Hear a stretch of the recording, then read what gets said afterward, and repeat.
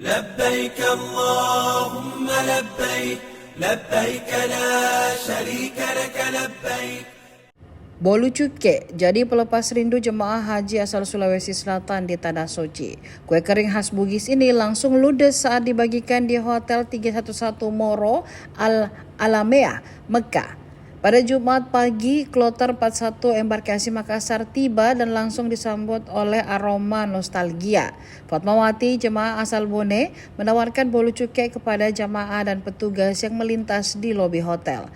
Direktur Pesantren Kemenak Republik Indonesia, Dr. Basnang Said, ikut mencicipi kue khas tersebut.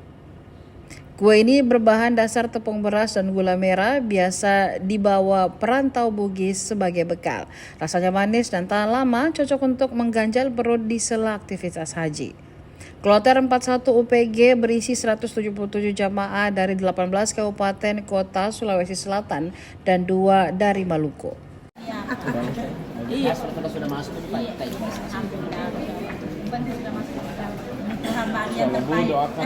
Download Tribun X sekarang, menghadirkan lokal menjadi Indonesia.